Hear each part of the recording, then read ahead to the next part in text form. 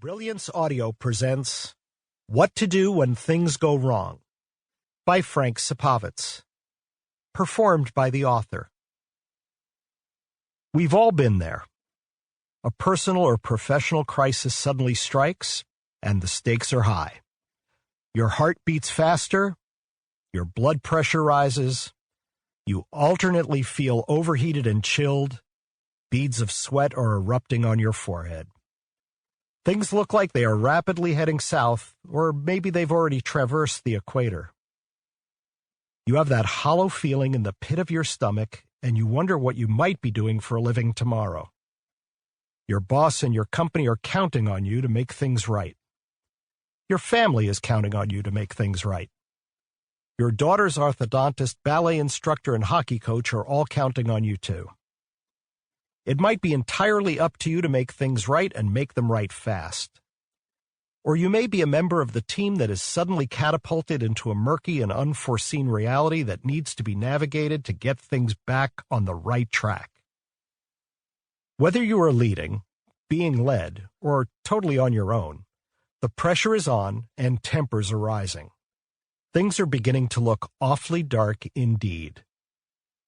If you've been so uncommonly lucky that nothing has gone so seriously wrong as any of the above, for you in your professional, academic, or personal life, let me provide you with a level of confident assurance. It will. And you need to read this book even more quickly and urgently than the rest of us.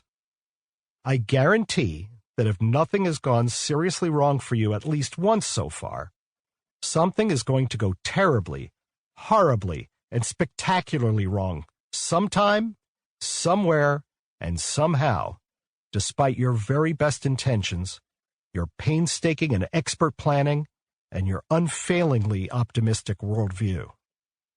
And when you get past the first thing that goes terribly, horribly, and spectacularly wrong, guess what?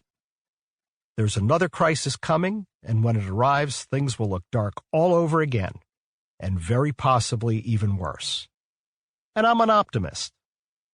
I've had days when things looked particularly dark. If you were among the more than 108 million Americans watching Super Bowl 47 on February 3, 2013, my own encounter with something going terribly, horribly, and spectacularly wrong probably looked pretty dark to you as well. That was when the second power failure of the night hit the Mercedes-Benz Superdome in New Orleans. When the first power failure hit, the San Francisco 49ers defense had already played 30 minutes of football. What was that moment like, and what were we feeling? Well, imagine the very worst moment you have ever had at the office. If you are very, very lucky, only you, or perhaps a handful of customers or clients, will notice what went wrong. Instead, imagine that 80,000 of your best, highest-paying customers are not only keenly aware that things are not going very well, but that every one of them are right outside your door, expecting you to make things right.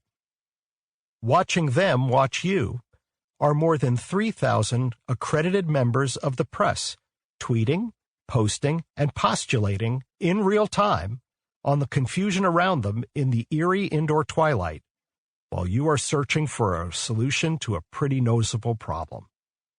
Now imagine tens of millions of television viewers across America licking buffalo sauce off their fingers so they can tap their neighbors on the shoulder without leaving greasy red memories on their jerseys too. Roughly 18 million more viewers experienced the worst television moment in Super Bowl history than the pointedly unscheduled guest appearance at a notorious halftime show 9 years before. It couldn't get any worse, right? No, it's not a Sunday without a cherry, so let's top it all off with an award-winning TV journalist and documentary crew from 60 Minutes standing right next to you, with cameras rolling for an ad hoc interview at the very moment you suddenly needed a change of underwear. A little pressure? Yes, you would think, with a generous helping of heart palpitations, cold sweats, and a side of acid reflux.